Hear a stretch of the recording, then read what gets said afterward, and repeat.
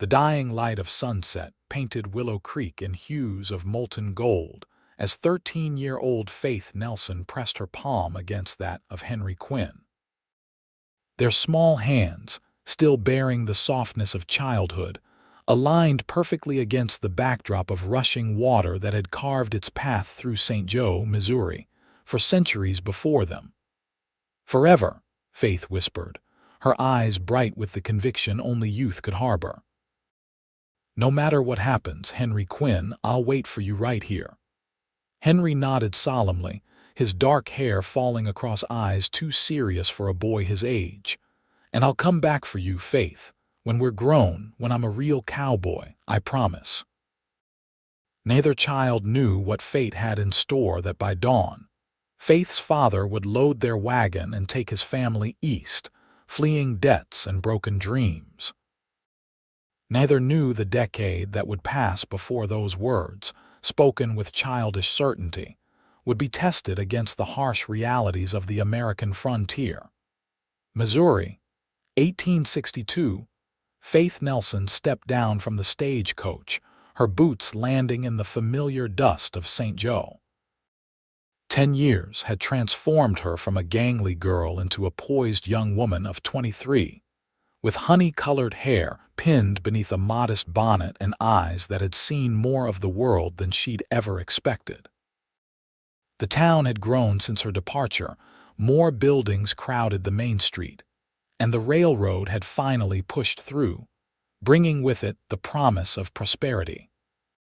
She clutched her small valise tighter, overwhelmed by the strange sensation of returning to a place both intimately familiar and completely foreign.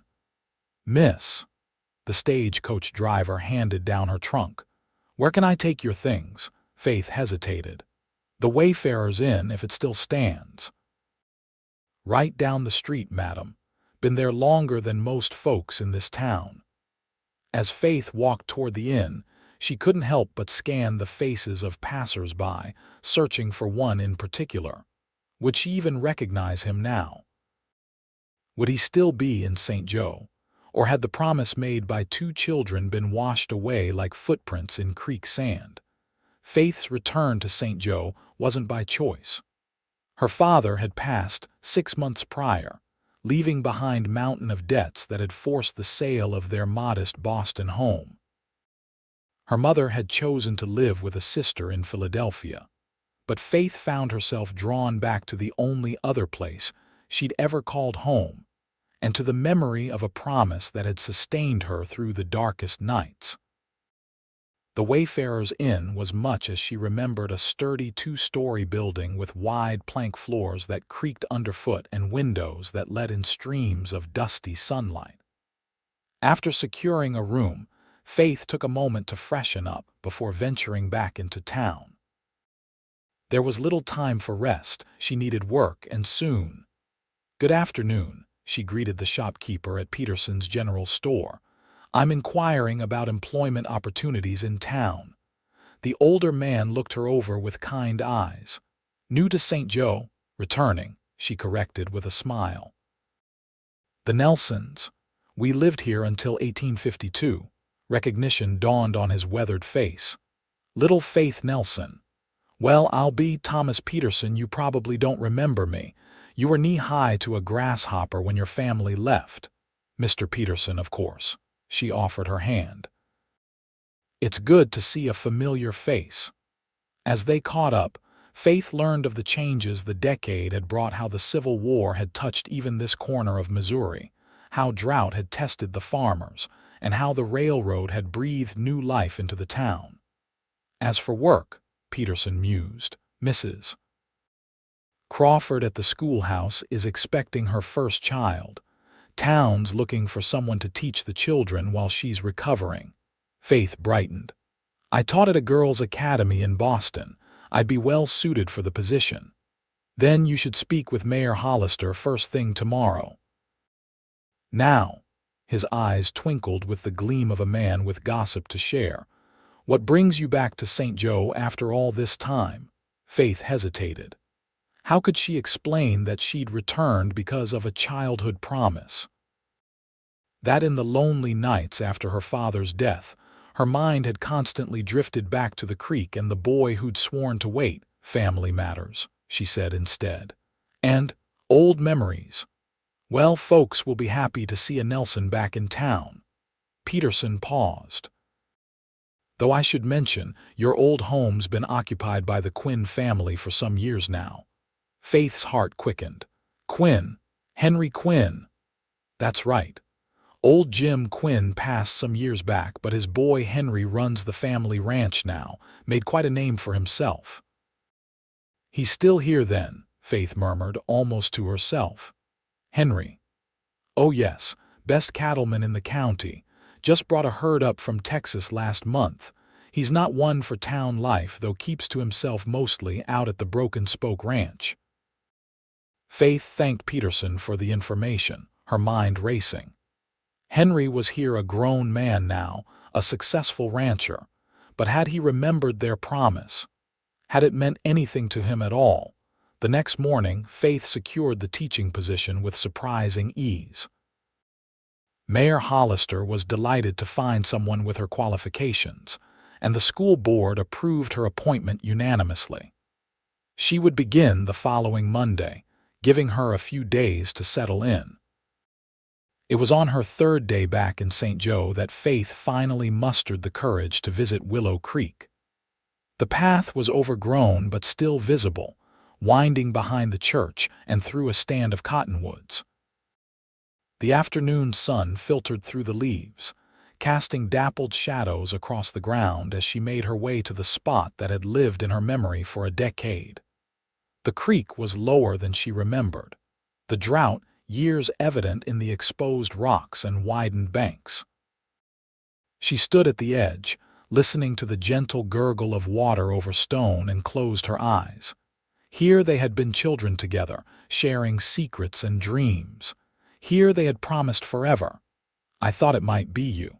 Faith whirled around, her heart in her throat. Standing at the edge of the trees was a man tall and broad-shouldered, with dark hair that curled slightly beneath his hat. He wore the practical clothes of a working cattleman, with a gun belt slung low on his hips. But it was his eyes that stopped her breath, the same deep blue she remembered, now set in a face that had been hardened and shaped by sun and experience. Henry, she breathed. He stepped forward, removing his hat. Faith Nelson, Tom Peterson said you were back in town. Yes, She struggled to find words. I arrived a few days ago. 10 years, he said quietly. It's been 10 years. Faith nodded, unable to read his expression. Was there accusation there, resentment? My father moved us to Boston. I had no choice. I know. His voice was deeper than she'd imagined it would be. You left without saying goodbye. There wasn't time. It all happened so quickly. Henry nodded, his gaze drifting to the creek. I came here, you know. For years I'd ride out and wait. Faith felt her chest tighten. You remembered our promise. I did. His eyes met hers again, and something in them made her breath catch. I thought you might have forgotten. Never, she whispered. It was the reason I came back. A silence stretched between them, 10 years of silence, of changes, of growing up apart instead of together as they'd once imagined. Are you staying? He finally asked, and there was a careful neutrality to his tone that hadn't been there before. Yes. I've taken the teaching position at the school. Henry nodded, settling his hat back on his head. Well, welcome home, Faith Nelson. He turned to go. Henry, she called after him. I kept my promise. I came back to the creek. He paused, looking back over his shoulder. So did I.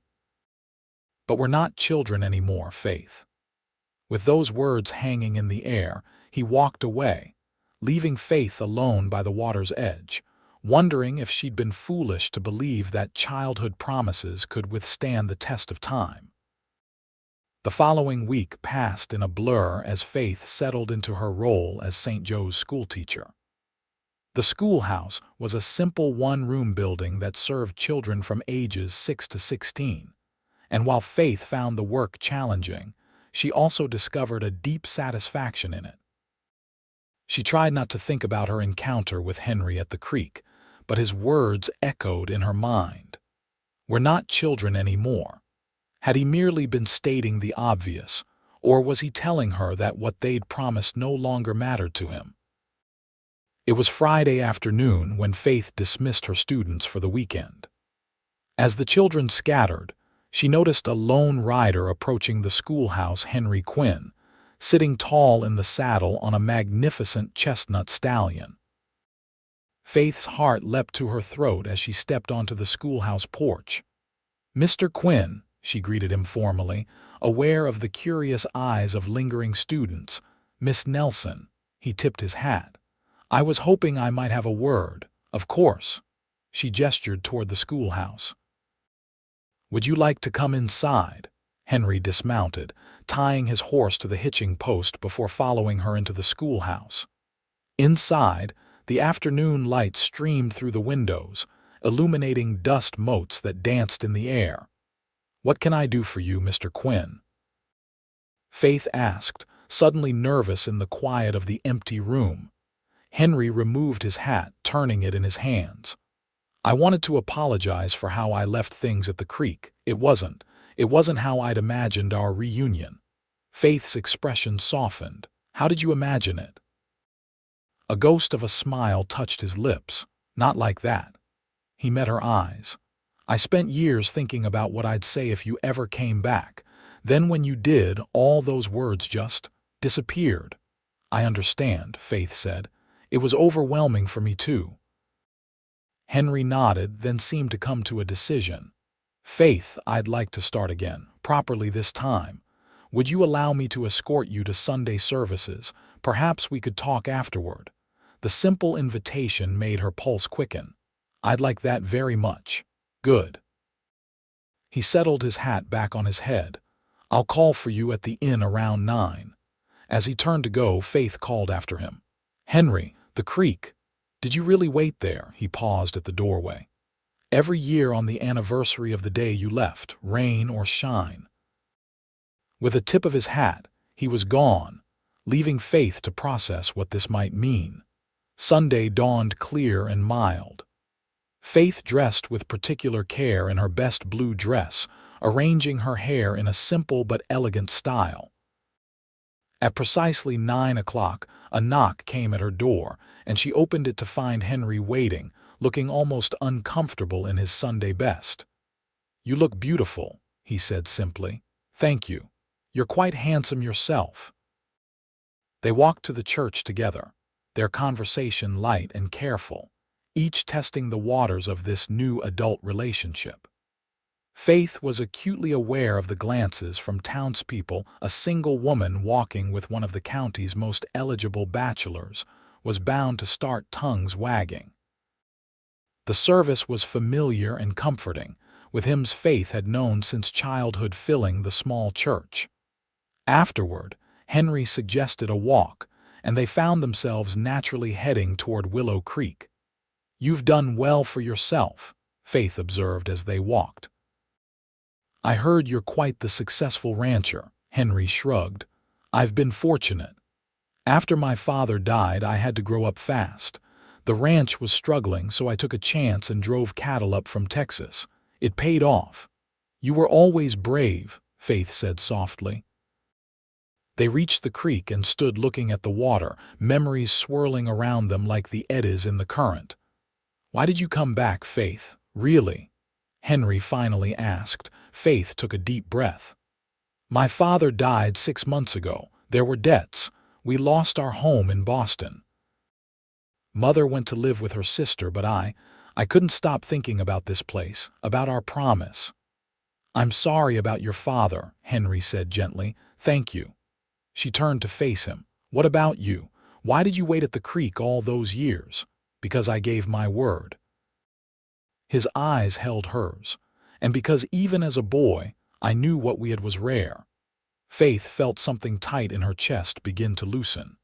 "When we left, I cried for days. I made my father promise we'd come back someday, but then the war came and he got sick. Life just kept happening." "But you're here now." "Yes," she whispered. "I'm here now." They stood in silence for a moment, the only sounds the gentle burble of the creek and distant birdsong. "Faith," Henry began hesitantly, "I know we can't simply pick up where we left off. We're different people now. But I'd like to know who you've become. If you'll let me." Faith smiled, warmth spreading through her. "I'd like that too." As they walked back to town, the distance between them seemed less vast. They agreed to take things slowly, Sunday walks, perhaps dinner at the hotel restaurant. They would reacquaint themselves with each other as the adults they'd become. Over the following weeks, Faith settled into life in St. Joe. Her students responded well to her teaching methods, and she found herself embraced by the community. She took a small cottage near the school, filling it with modest furnishings and the few keepsakes she'd brought from Boston. True to his word, Henry called on her regularly. Each Sunday after church, they would walk together, sometimes to the creek, sometimes through town or out toward the open prairie. They spoke of the years they'd spent apart, Faith's education in Boston and her time teaching at the girls' academy, Henry's struggles to save the ranch and his eventual success. "You never think of marrying?" Faith asked one Sunday in late autumn as they sat on a blanket near the creek, sharing a simple picnic. Henry was quiet for a moment. "There were opportunities, but something always held me back." He looked at her. "What about you? No suitors in Boston?" Faith smiled wryly. "A few. One man, a banker, was quite persistent, but I couldn't bring myself to accept him." "Why not?" She met his gaze. "He wasn't you." The simple honesty of her words hung in the air between them. Henry reached across the blanket and took her hand, his calloused palm warm against her skin. "I never stopped thinking about you, Faith. Even when I told myself it was foolish to hold onto a childhood promise." "Neither did I," she admitted. "Even when logic told me you must have moved on with your life." Winter came early that year, bringing biting winds and occasional snow that transformed St. Joe into a different landscape. Faith's small cottage was cozy but drafty, and she found herself grateful for the woodpile Henry insisted on keeping stocked. It was during the first major snowstorm of the season that Faith heard a pounding at her door. Opening it, she found Henry, his coat crusted with snow, his expression urgent. "What is it?" she asked, ushering him inside. "The Dawson family, their farm is 3 miles out. Their youngest boy is sick, and they can't get to town through the storm. The doctor asked if I'd fetch you." Faith didn't hesitate. "Let me get my things." Within minutes, she was bundled in her warmest clothes, medical supplies from the school's first aid kit tucked into a bag. Henry helped her onto his horse, mounting behind her, and they set off into the swirling snow. The journey was treacherous, with visibility poor, and the cold biting through their layers. Faith felt Henry's arms around her, solid and secure as he guided the horse through drifts that sometimes reached the animal's chest. "Almost there," he murmured near her ear, his breath warm against her cold cheek. The Dawson farm appeared through the whiteness, a small cabin with smoke curling from the chimney. Inside, they found 7-year-old Timothy Dawson, feverish and struggling to breathe, his worried parents hovering nearby.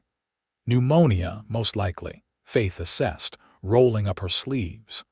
"Mrs. Dawson, I'll need hot water and clean cloths." For hours, Faith worked tirelessly, applying mustard plasters to the boy's chest, coaxing him to drink willow bark tea for the fever, monitoring his breathing with a calm efficiency that belied her concern. Henry assisted without being asked, fetching water, stoking the fire, comforting the Dawsons' other children.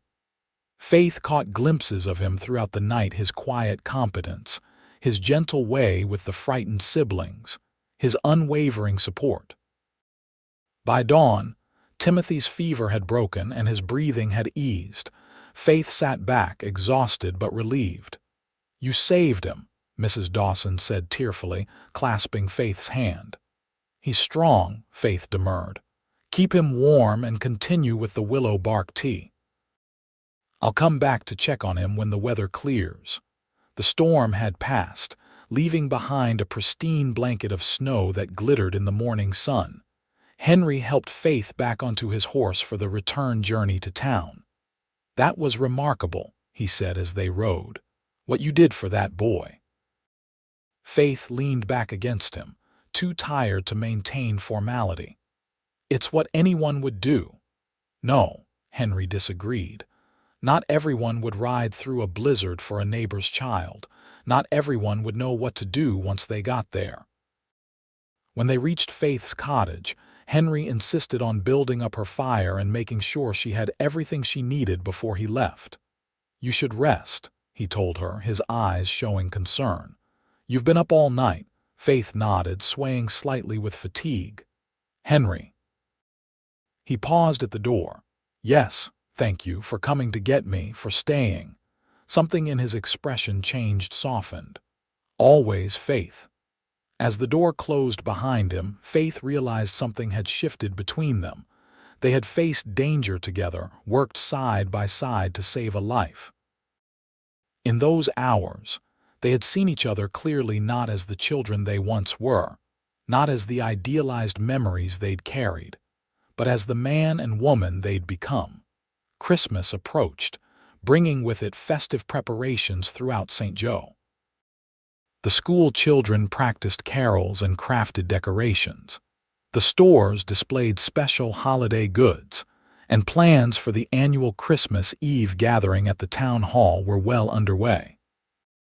Faith found herself swept up in the festivities, helping to organize the children's pageant and accepting numerous invitations to holiday dinners from her students' families. Henry was equally busy, with end-of-year ranch business requiring his attention, but he still made time for their Sunday walks, which now often involved trudging through snow-covered paths. "Will you be at the Christmas Eve celebration?"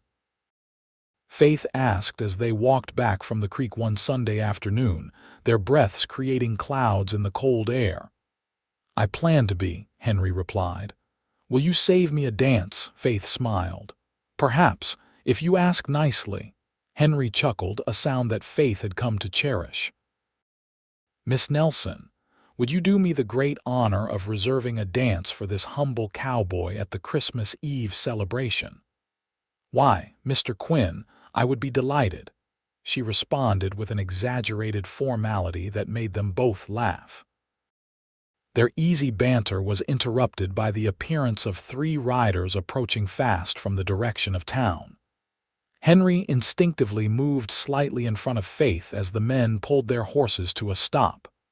"Quinn," the lead rider called out. It was Sheriff Daniels, his expression grim. "We've got trouble." Mitchell's herd broke through their fencing. They're scattered all over the South Range, and with this cold snap coming. Henry nodded, understanding immediately the danger to the cattle. "I'll get my men." He turned to Faith, regret in his eyes. "I have to go." "Of course," she said, trying to hide her disappointment. "Be careful." "I'll make it up to you," he promised, before mounting up behind one of the deputies and riding off toward his ranch. Faith watched until they disappeared from sight, then continued her walk back to town alone, a nagging worry settling in her chest. The temperature was dropping rapidly, and the gathering clouds promised more snow. Cattle stranded in an open range during such weather could easily freeze to death, and the men searching for them risked the same fate. The storm hit that night with unexpected ferocity. Faith lay awake in her cottage, listening to the wind howl around the eaves and thinking of Henry out in the darkness. By morning, St. Joe was buried under nearly 2 feet of snow, with drifts much deeper in places. School was canceled, and Faith spent the day worrying and praying. It wasn't until late afternoon that she heard horses outside her cottage. She rushed to the door to find Henry dismounting, his face reddened from cold exhaustion evident in every line of his body. "Henry," she pulled him inside. "Are you all right? The cattle?"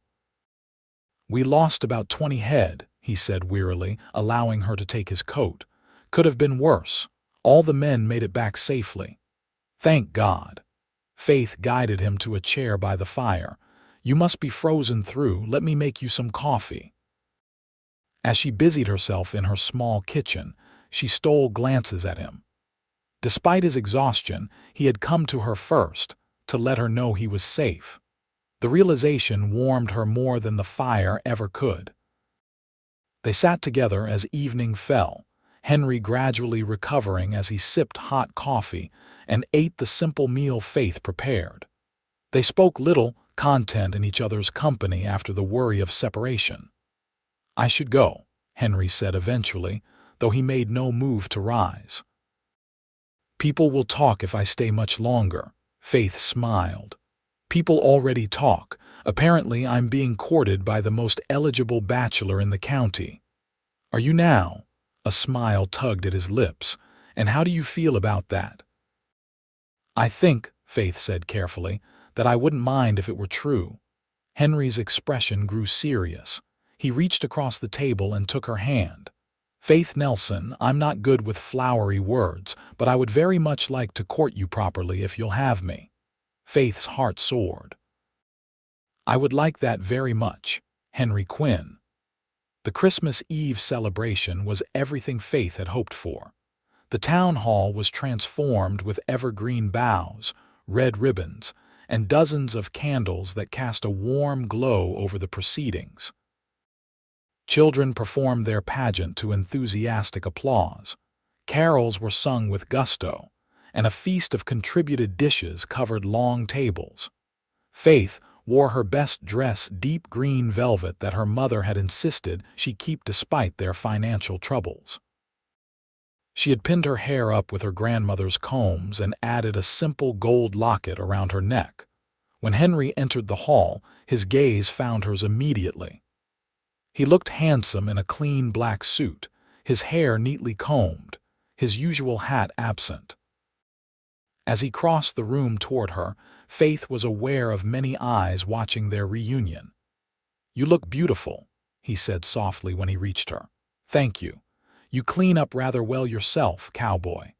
The music started a lively fiddle tune that had couples forming sets for a traditional dance. Henry offered his hand. "I believe you promised me a dance, Miss Nelson." "So I did, Mr. Quinn." They moved onto the floor together, joining the other couples. Faith had forgotten how well Henry danced, a surprising talent in a man who spent most of his days on horseback. As they circled each other, hands touching briefly before separating again, she caught glimpses of approval on the faces of the townspeople. Later, as the evening wound down and the music slowed, Henry led Faith outside to the porch of the town hall. The night was clear and cold, stars brilliant in the black sky above. Their breath formed clouds in the frigid air. "I have something for you," Henry said, reaching into his pocket. "A Christmas gift." He handed her a small package wrapped in brown paper and tied with a simple string. Faith unwrapped it carefully to reveal a delicate silver bracelet with a single charm, a tiny silver creek running through miniature banks. "Henry," she breathed, "it's beautiful." "I had it made in Kansas City," he explained, "to remind you of our promise." Faith's eyes filled with tears as he fastened the bracelet around her wrist. "I have something for you, too." She reached into her reticule and withdrew a small package of her own. Henry unwrapped it to find a pocket watch, not new, but well crafted and polished to a high shine. "It was my father's," Faith explained. "His father's before that. I want you to have it." "Faith, I can't take your family heirloom." She covered his hands with hers, closing them around the watch. "You can if you're going to be my family." Henry's eyes widened slightly at her words. "Is that what you want? Isn't that why we're here? Because of a promise made long ago by the creek?" He touched her face gently. We promised forever, and I intend to keep that promise," Faith whispered. Henry leaned down, his lips meeting hers in a kiss that was both gentle and firm, a sealing of their recommitment to each other.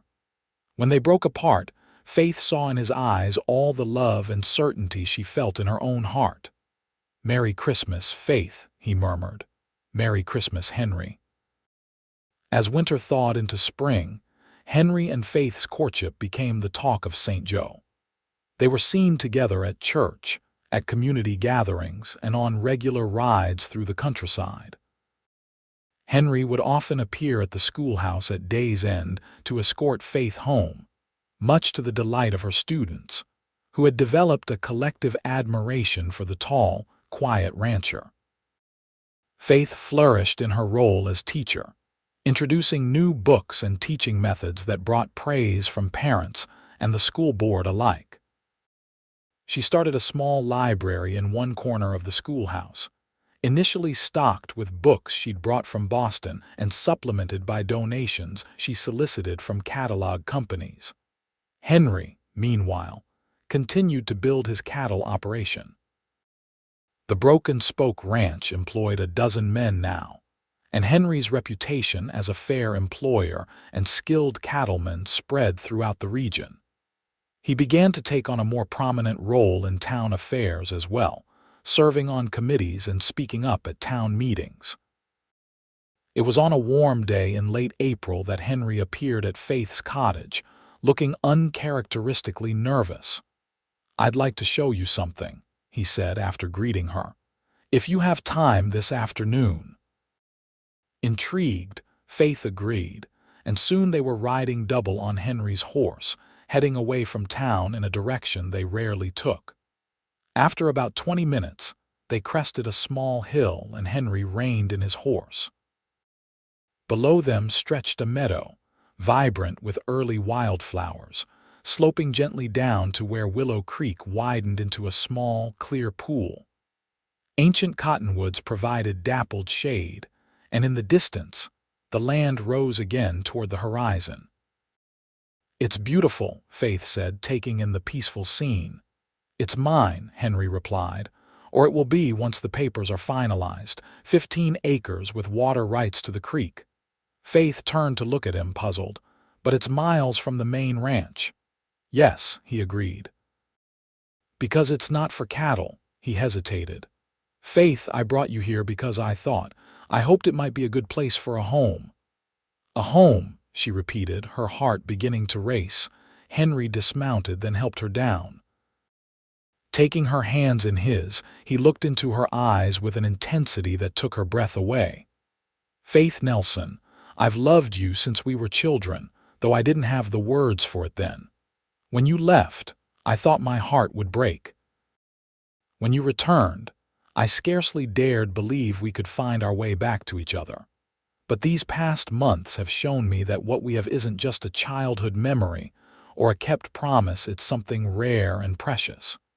He reached into his pocket and withdrew a small box. Opening it, he revealed a simple but elegant ring with a small diamond that caught the afternoon sunlight. "I'm asking you to marry me, to build a life with me starting here by the creek where we first made our promise." Faith felt tears welling in her eyes. "Yes," she whispered. "Oh, Henry, yes."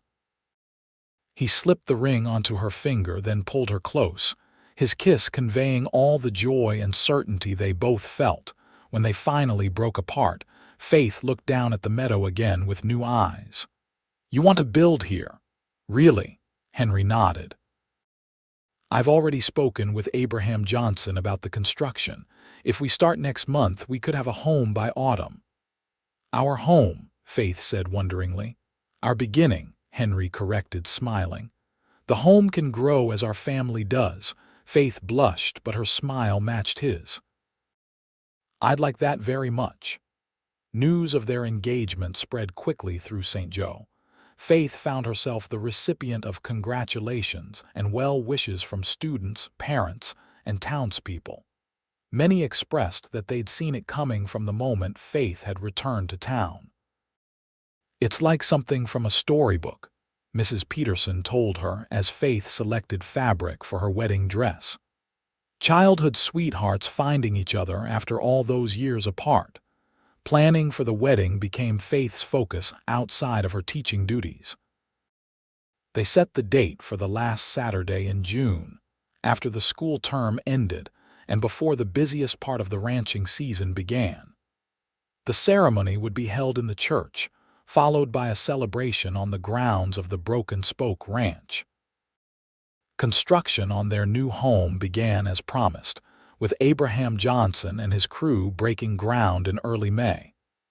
Henry and Faith rode out frequently to check on the progress, each visit making their future together seem more real. "The parlor windows will face east," Henry explained as they walked through the partially framed structure. "So you'll have the morning light for reading." Faith was touched by how carefully he'd considered her preferences in the design. "And your study has the view of the creek." "I thought we could plant an orchard there," Henry pointed to a sunny slope. "Apples and pears, maybe some cherry trees.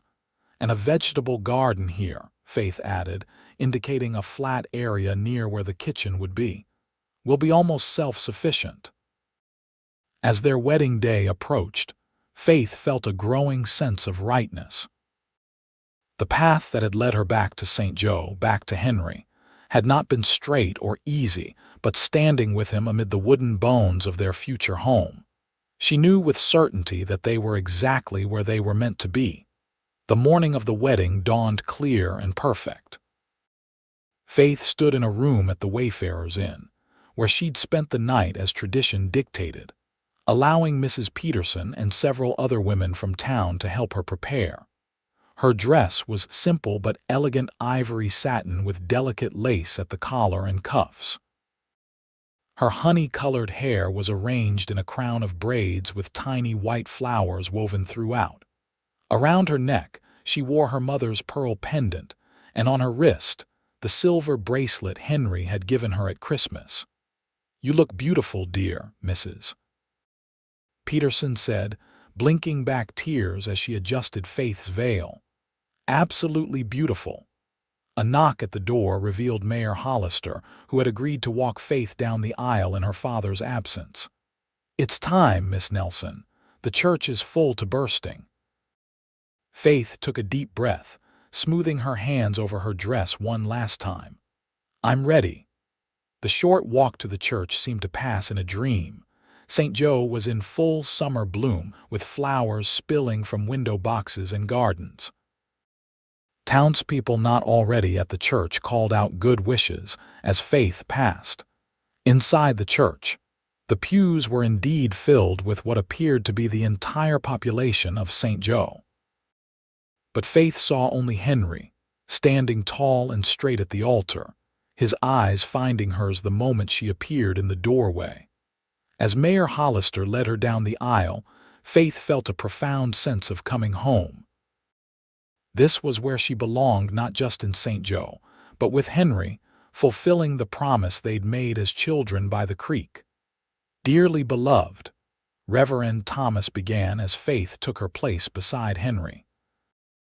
"We are gathered here today to witness the union of two souls who have found their way back to each other through time and distance." The ceremony was both traditional and deeply personal. They exchanged vows they had written themselves, speaking of promises kept and new ones being made. When Henry placed the gold band on Faith's finger, his hands were steady, his eyes never leaving hers. "I now pronounce you husband and wife," Reverend Thomas declared. "What God has joined together, let no man put asunder." Henry's kiss was gentle but filled with promise, and when they turned to face their friends and neighbors as Mr. and Mrs. Quinn, the church erupted in cheers and applause. The celebration at the Broken Spoke Ranch continued well into the evening. Tables had been set up under the trees, laden with food contributed by nearly every family in town. A platform had been constructed for dancing, and the local musicians played with enthusiastic vigor. As twilight descended, Henry found Faith at the edge of the gathering, taking a moment of quiet amid the festivities. "Happy, Mrs. Quinn?" he asked, slipping an arm around her waist. "Completely, Mr. Quinn," she replied, leaning into him. "Though I'm beginning to think we should make our escape soon." Henry chuckled. "I've had the same thought. The buckboard's ready whenever you are." They made their goodbyes amid good-natured teasing and well wishes, then climbed into the waiting buckboard. Henry had prepared a special lantern-lit pathway to the foreman's cabin, where they would spend their wedding night.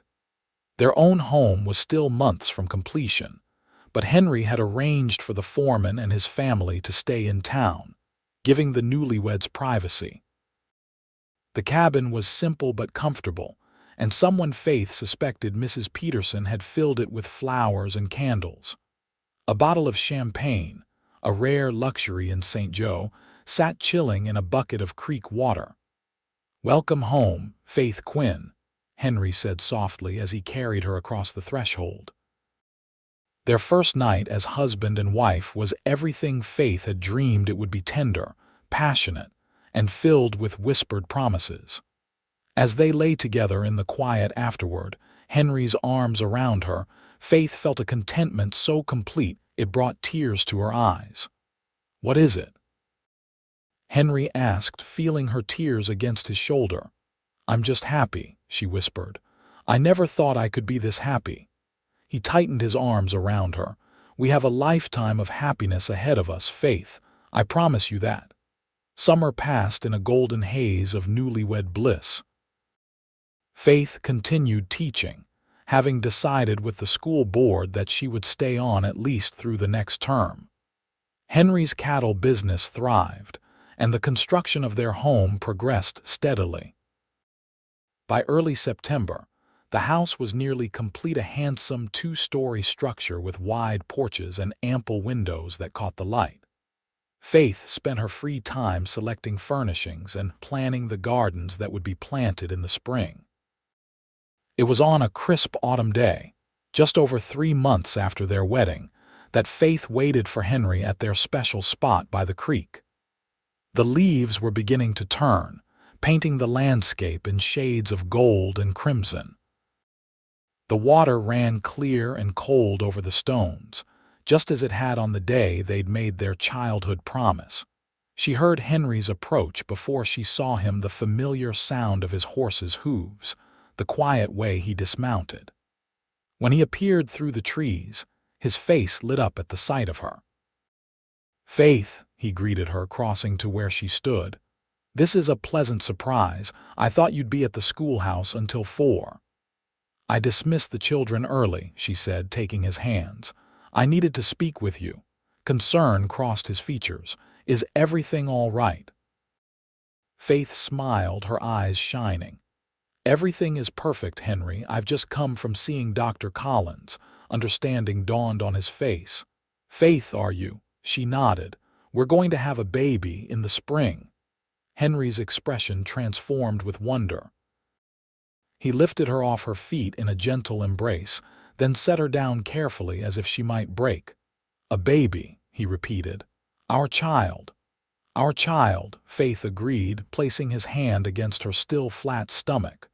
"The next generation of promises." Henry knelt suddenly, pressing his lips to the place where their child grew. "Hello, little one," he whispered. "Your mother and I have been waiting for you for a very long time." When he stood again, there were tears in his eyes. "I love you, Faith Quinn, more than I ever thought possible." "And I love you," she replied. "Always have, always will." They stood together by the creek, where as children they had promised forever, and as adults, they were keeping that promise not just for themselves, but for the new life they had created together. The winter of 1862-63 was harsh but beautiful. Deep snow blanketed St. Joe and the surrounding countryside, turning the landscape into a glistening wonderland. Faith and Henry had moved into their new home just before the first heavy snowfall, and they spent the cold months settling in and preparing for their child's arrival. Faith's pregnancy progressed without complications, though Dr. Collins insisted she reduce her teaching hours as her condition advanced. By February, Faith had trained a young woman named Clara Hamilton to take over her duties, with the understanding that Faith would return in some capacity after the baby was born. Henry proved to be an attentive and sometimes overprotective husband. Insisting on handling tasks Faith was perfectly capable of managing and fretting when she exerted herself in ways he deemed too strenuous. "Henry Quinn," Faith said one evening as he tried to prevent her from carrying a basket of mending across the room, "I am with child, not made of china. Women have been having babies since the beginning of time." "Not my wife," he replied stubbornly. "Not with my child." Faith softened, seeing the genuine concern in his eyes. "Come here," she said, taking his hand and placing it on her rounded abdomen. As if on cue, the baby kicked vigorously against his palm. Henry's face transformed with wonder, as it did every time he felt their child move. "Strong," he murmured. "Like his father," Faith said. "Or her mother," Henry countered with a smile. As winter gave way to spring, Faith's time grew near. The nursery was ready, a sunny room adjacent to the master bedroom, furnished with a cradle Henry had crafted himself, and a rocking chair that had belonged to his mother. Faith went into labor on a mild April evening, just as the sun was setting. Henry sent one of his ranch hands galloping into town for Dr. Collins and Mrs. Peterson, then returned to Faith's side, his face a mask of anxiety. "It's all right," Faith assured him, though the contractions were already intensifying. "Women have been doing this since the beginning of time, I know," Henry finished, managing a smile. "That doesn't make it easier to see you in pain. The labor was long but uncomplicated." Mrs. Peterson arrived first, immediately taking charge with the confidence of a woman who had assisted at countless births. Dr. Collins followed shortly after, confirming that everything was progressing normally. As dawn broke over the eastern horizon, flooding the bedroom with golden light, Faith delivered a healthy, robust son. His lusty cries filled the room as Dr. Collins placed him on Faith's chest. "A boy," the doctor announced, though it was already clear. "And a fine specimen at that." Faith cradled her son, tears of joy streaming down her face. "Hello, little one," she whispered. "We've been waiting for you." Henry sat beside them on the bed, his face a mixture of awe, relief, and overwhelming love. He touched his son's tiny hand, marveling when the small fingers curled around his own. "He's perfect," he said hoarsely. "You're both perfect." After Faith was cleaned up and settled comfortably with the baby nursing at her breast, Henry asked, "What shall we name him? We never did decide." Faith looked down at their son with his shock of dark hair so like his father's. "I was thinking James Henry Quinn, after your father and you." Henry's eyes misted. "I'd like that," he said softly. "My father would be proud." "James," Faith said, stroking the baby's cheek. "Our little James." News of James Henry Quinn's birth spread quickly through St. Joe. Visitors began arriving the very next day, bearing gifts and well wishes for the new parents. Henry limited the visits, protective of Faith's recovery and the baby's exposure to too many people, but Faith treasured the community's warm response to their son's arrival. As spring blossomed into summer, Faith regained her strength, and little James thrived. He was an alert, curious baby with his father's dark hair and his mother's expressive eyes. Henry was an attentive father, often carrying James in a sling while he worked around the ranch house or sat with Faith on the porch in the evenings. By the time James was 3 months old, Faith had begun helping at the schoolhouse again, bringing her son with her a few days a week. The children were fascinated by the baby, and Faith incorporated him into some of her lessons, teaching the older students about infant development and care. One evening in late July, as they sat on their porch watching the sunset over the creek, Henry turned to Faith with a thoughtful expression. "I've been thinking," he began, "about our future." Faith shifted James to her other arm where he had fallen asleep after nursing. "What about it?" "The ranch is doing well. Better than well, actually. I'm thinking of expanding, maybe buying the Henderson property that adjoins our north pasture." "That sounds like a good opportunity," Faith said. "But I sense there's more." Henry nodded. "I want to build something lasting, Faith. Not just for us, but for James and maybe other children if we're blessed that way." Faith smiled. "I'd like that. A house full of children." "I want to create something they can be proud of," Henry continued. "A legacy." "You already have," Faith assured him. "This home, the ranch, it's more than most people ever achieve." Henry was quiet for a moment, watching as the first stars appeared in the darkening sky. "Do you ever regret it?" he asked suddenly. "Coming back to St. Joe, choosing this life instead of staying in Boston?" Faith looked at him in surprise. "Never, not for a single moment. Even with all the hardships, the winter storms, the drought years, the isolation." "Henry." Faith reached for his hand. "Boston had different hardships, different challenges, but it never had you, it never had this."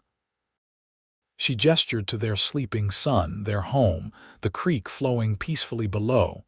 "This is where I belong, where we belong." Henry lifted her hand to his lips. "I thank God every day that you came back." "I thank God every day that you waited," Faith replied softly. As darkness fell completely, they sat together in comfortable silence, listening to the cricket's song and the gentle gurgle of the creek. Their son slept peacefully in Faith's arms, the embodiment of the promise they had made as children and fulfilled as adults. The years passed with the rhythm of the seasons, each bringing its own joys and challenges. James grew from an inquisitive baby into a sturdy toddler, following his father around the ranch and helping his mother in the garden. Faith continued to teach part-time at the school, bringing James with her until he was old enough to stay with Henry or one of the ranch hands' wives. When James was 3, Faith gave birth to their second child, a daughter they named Elizabeth Rose. Unlike her brother's straightforward arrival, Elizabeth's birth was difficult, leaving Faith weak and bedridden for several weeks afterward. Henry hired a young woman from town to help with the children and household while Faith recovered, his concern for her well-being evident in the way he hovered and fretted. "I'm fine, Henry," Faith assured him repeatedly. "Women have been. If you say women have been doing this since the beginning of time one more time," Henry interrupted with a smile that didn't quite reach his eyes, "I may have to kiss you silent."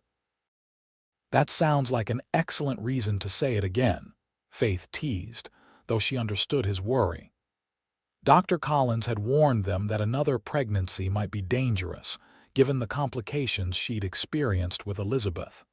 As Faith regained her strength, life settled into a new pattern. The Broken Spoke Ranch continued to prosper, allowing Henry to hire more hands and expand their operations. The house by the creek became a warm and welcoming home, filled with books, music, and laughter. James proved to be a natural horseman like his father, asking for his own pony by age 5, and accompanying Henry on short rides around the ranch. Elizabeth, quieter and more thoughtful, showed an early love of books and stories, sitting for hours while Faith read to her or making up tales of her own. St. Joe grew and changed as well. The railroad brought new opportunities and new people to the town. A proper school building was constructed to replace the one-room schoolhouse, and Faith was offered the position of head teacher, a role she accepted with pride, arranging her schedule so she could still spend ample time with her children. Through it all, Faith and Henry's bond remained strong. They faced the challenges of ranching life together: drought years, harsh winters, occasional illness. They celebrated the joys, their children's milestones, the ranch's successes, the deepening of their community ties. And always, they kept their tradition of walks by the creek, where their story had begun. It was during one such walk, on a crisp autumn day in 1873, that Faith realized they had reached a significant milestone. "Henry," she said as they stood watching James, now 10, teaching 7-year-old Elizabeth to skip stones across the water. "Do you know what today is?" Henry wrapped an arm around her waist. "Tuesday," Faith smiled. "It's been exactly 20 years since we made our promise right here." 20 years ago today. Henry's eyes widened slightly. 20 years, he repeated. "It doesn't seem possible." "I was thinking," Faith continued, "that we should mark the occasion somehow, something special. What did you have in mind?" Before Faith could answer, James called out excitedly, "Pa, look, 5 skips." Henry gave Faith a quick kiss. "Hold that thought," he said, before joining their children at the water's edge. Faith watched as Henry demonstrated his own stone skipping technique, making the flat rock dance across the surface of the creek an impressive 8 times. James immediately tried to match his father's feat, while Elizabeth cheered them both on. The sight filled Faith's heart with contentment. This was the life she had dreamed of during those years in Boston: a loving husband, beautiful children, a home filled with warmth and purpose. The promise they had made as children had grown into something far richer and deeper than either could have imagined. Later that evening, after the children were in bed, Henry found Faith in their bedroom, brushing her honey-colored hair, now threaded with a few strands of silver. "You were going to tell me how you wanted to mark our anniversary," he reminded her, sitting beside her on the bench at her dressing table. Faith set down her brush. "I was thinking we could renew our vows, not formally perhaps, but just between us, here by the creek, where it all began." Henry smiled, taking her hands in his. "I think that's a wonderful idea." The next day they arranged for Mrs. Johnson, their longtime housekeeper, to watch the children after dinner. As the sun began to set, Faith and Henry walked hand in hand to their special spot by the creek. Faith had worn the blue dress Henry particularly liked, and Henry had put on his good suit, the one he wore to church and special occasions in town. The creek was lower than usual after the dry summer, but the recent autumn rains had replenished it somewhat. The cottonwoods along the banks were turning gold, their leaves occasionally drifting down to float on the water's surface. "It looks different," Faith observed, "and yet exactly the same." "Like us," Henry replied. They stood facing each other beside the water, hands joined. No minister was present, no witnesses except the trees and the creek itself. But as they spoke their renewed vows to one another, Faith felt the moment was as sacred as any church ceremony. "Henry Quinn," Faith began, "20 years ago we made a promise on this spot. We were children then, with no real understanding of what forever meant. But something in my heart knew, even then, that you were my destiny. The years we spent apart only confirmed what I already knew, that my life would never be complete without you in it." Henry squeezed her hands gently, his eyes never leaving hers. "These past 10 years as your wife have been the happiest of my life," Faith continued. "Through good times and difficult ones, your strength and your love have been my constant. I love you more deeply now than I ever thought possible, and I renew my promise to you today to love you, support you, and stand by you for all the days of our lives." Henry took a deep breath before speaking. "Faith Nelson Quinn," he said, his voice steady but full of emotion. "When you left St. Joe all those years ago, I thought my heart had gone with you. I came to this creek year after year, holding onto a child's promise because it was all I had. When you returned, it was like a piece of myself had come home. He reached up to touch her face gently. You have given me everything I ever wanted: your love, our children, a true partnership in all things. You are the heart of our home and the light that guides me. Today, I renew my promise to you to cherish you, protect you, and love you with everything I am, for all the days we have left together. As the sun dipped below the horizon, painting the sky in shades of pink and gold, Henry drew Faith close and kissed her with all the tenderness and passion of their years together. I have something for you, he said when they parted. He reached into his pocket and withdrew a small box. Inside, Faith found a delicate gold locket on a fine chain. When she opened it, she discovered a tiny picture of James and Elizabeth on one side, and on the other an inscription. Forever begins anew each day. H&F, oh Henry, she whispered as he fastened it around her neck. It's beautiful. I have something for you too, Faith said, retrieving a small package from her pocket. Henry unwrapped it to find a new pocket watch, not the family heirloom she had given him years before, which he still carried daily, but a fine new one with his initials engraved on the case. Inside the cover was a small painted portrait of Faith. So I'm always with you, she explained, even when you're far from home. Henry pulled her close again. You are always with me, Faith, in my heart wherever I go. They walked home in the gathering darkness, arms around each other's waists, their renewed vows settling around them like a comfortable blanket. The path ahead might hold challenges they couldn't yet foresee, but they would face them together just as they had promised 20 years before by the creek, just as they promised again today. As they approached their home, lights glowing warmly in the windows, Faith glanced back toward the creek, now hidden in shadow. Thank you, she whispered, though whether to the creek itself, to God, or to the universe at large, she couldn't have said. For bringing her back to this place, to this man, to this life that had exceeded all her girlhood dreams. Henry looked down at her, catching her whispered words. What was that? Faith smiled up at him, her heart full.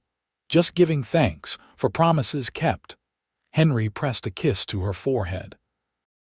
Forever, he said simply. Forever, Faith agreed as they walked the final steps home together,